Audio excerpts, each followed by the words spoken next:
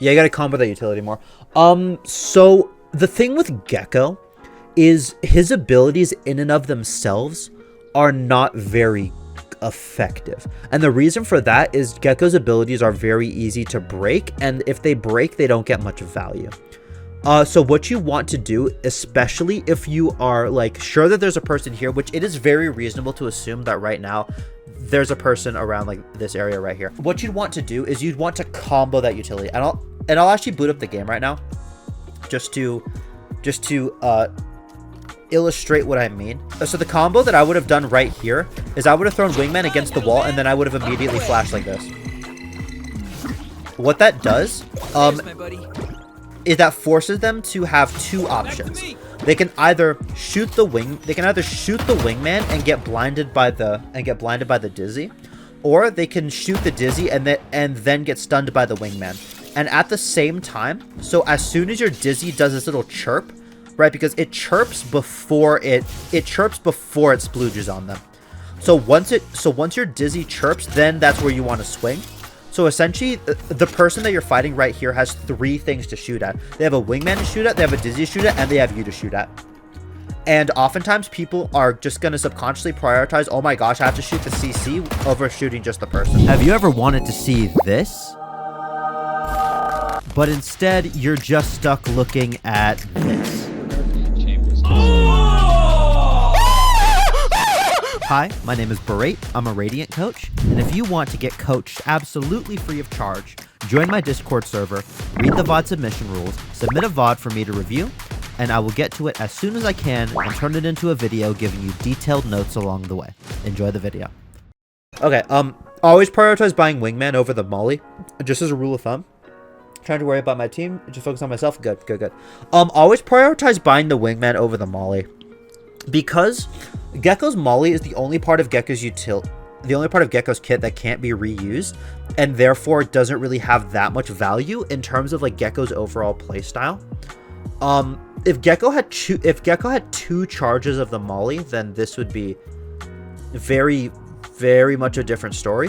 But you always want to prioritize buying Wingman over the Molly, one, because of that combo that I showed you, and two, because Wingman in retake scenarios is very, very good for putting a lot of pressure on the enemies when you're trying to defuse the spike. Okay, so here's how you want to be playing Gekko on defense. On Gekko, your entire job on defense is to util dump something for your duelist to push. So on defense, now if you were playing Chamber right now, I would absolutely love this play. You're holding the pixel angle, you're trying to get a free kill, and this angle really has no risk to you. In terms of this, you miss your shot and you go away, right? If you were playing Chamber, I would love this strategy. But the fact that you're playing Gekko right now is where my problems lie with this strategy. So the strategy isn't bad, but you could be doing something infinitely better. And okay, so here's like my Gekko defense like checklist that I do. So at the start of the round, I will always coordinate with one of my duelists, preferably one with a get out of jail free card, like a Reyna, a Jet, or someone who directly like benefits from getting a kill. And I'm gonna coordinate with them to do the combo, which I'm just gonna refer to this as the combo because that's really like the only name I have for it. So like this is the util combo. Like, Gekko is probably the only character in the game, besides Breach, that can dump out this amount of CC into one spot that makes anyone pushing this dang near, like, unshoot-backable. So, when you start off rounds with Gekko, you almost always want to be coordinating with your duelists to do the combo. Yeah. Always you want to be doing the combo. If you wanted to do this, there's this flash that I know right here, where you just like sit here and then you jump throw. And then if I go up here to where the dizzy was, this covers the entirety of mid, tiles, and like everything. It even covers that like stupid sage wall that you'll see Grim wannabes use in ranked games. This is perfect for like a Jet to like dash out in mid, take an early fight here, and then like here you're just gonna be like, oh Jet, I'll molly this off for you so you don't get swung from there. Your Jet like goes over here, and at this point you're gonna be like, oh my gosh Jet, I have my wingman, They're all stunned. Go kill them. Like, you always want to be abusing early utility with Gekko. If you're holding your utility for the retake, with any other initiator, I absolutely love you. But if you are holding your utility for retake with Gekko, you're playing the character wrong. Because the main gimmick of why Gekko is such a phenomenal initiator is because he can pick up his utility. So you always want to be using your utility as early into the round as you can, and as much utility as early as you can, in spots where you can easily and safely pick it up, so that once you do have retake, not only do you have a full kit of utility, but you also have the opportunity to get early picks to give you numbers advantage earlier in the round. Does that make sense? Something you have to understand with the Gekko Molly is Gekko Molly isn't like a Brimstone Molly that makes them like difficult to push. Because like, say this Gekko Molly was a Brimstone Molly, it sat on the floor for a lot of time. Like, Brimstone Molly stalls a push for like 8 whole seconds. With the Gekko Molly, you get like 3 seconds of stall time. So you don't want to be using Gekko Molly on choke points like this to like stop them from pushing. Even though that seems like the right thing to do, it's more optimal to save your Molly for a retake to clear out hard to clear angles. So a much better use of the Molly would be, for example here, to clear out default. I missed it. It's supposed to land back here. Anyways, you get the idea. Using the Molly to clear out default is the perfect use of the Molly here. Using it to just block off a choke point isn't the best. You always want to be using the Molly to either clear out hard to clear angles, to stop someone from swinging so you can clear something else. But you don't want to be using the Molly just as a Molly. You want to be using the Molly like you would a raise nade.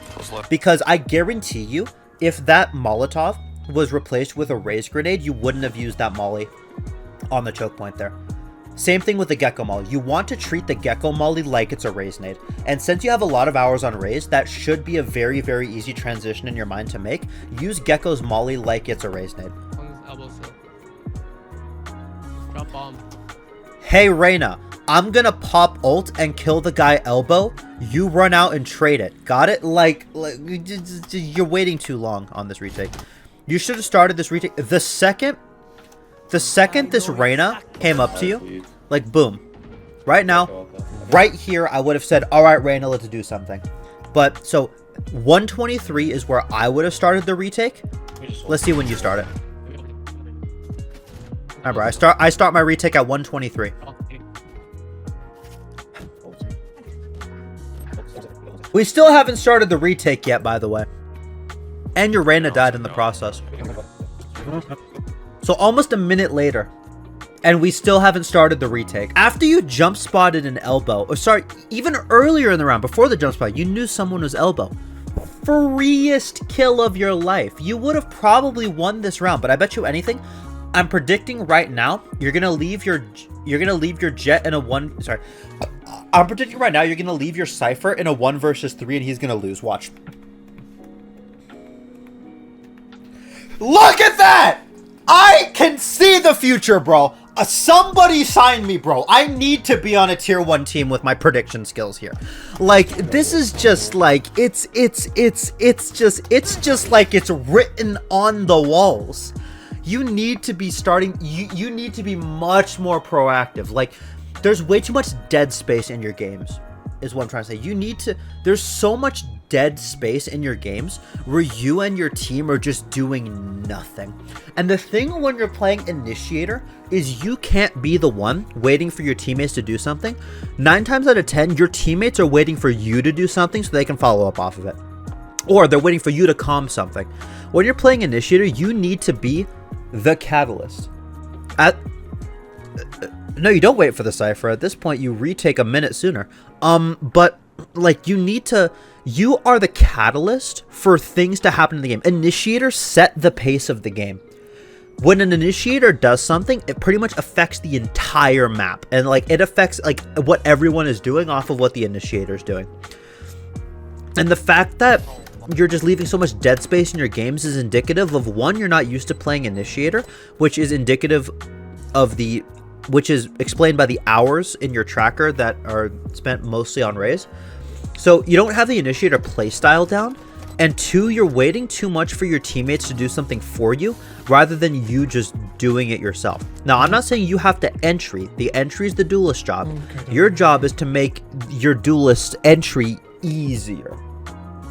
So I'm just gonna skip over to attack, because on defense, that's really all I need to say. Like, there's so much dead space in your games where you're just doing absolutely nothing, and you're not really helping your team out in any tangible way. Attack with initiator is very straightforward. Just throw utility for your duelist and be second entry and trade them. That's literally all you need to do. Like, if you are playing an initiator, all you need to do is you need to throw utility for your duelists and then go in after them to trade them if they die. That's your only job as an initiator on attack. And if you follow that job, I'll call this VOD here and I'll send you on your way. But if you're not doing that, then I'm also going to end the VOD, because then you're missing the fundamental part of playing. Okay, good. You flash for your Reyna. Good. You're going in second entry. You pick up your thing. Good. You're in a spot to trade your Reyna. I'm going to skip ahead in the VOD a bit just to see if you do this every round. Because if you're doing this every round, then you should be chilling. Like, in terms of you doing your job, you should be chilling. Because your two jobs as initiator is flash for the duelist, CC for the duelist, gather information for the duelist, and trade the duelist if they die. You're basically the secret service for the duelist. You as an initiator are the duelist best friend, and you are essentially the secret service. You're playing Get Down Mr. President the entirety of attack. Now this play would make sense to me if you had a Skye, a Sova, or anyone else on your team that could do your job. You are the sole initiator on your team. The only possible way for your teammates to get on site successfully is through your utility. And you're going mid. Huh? I'm skipping this round because this round is a dud. I'm skipping this round. I'm waiting. The pistol round was perfect. And good. You're setting up your duel.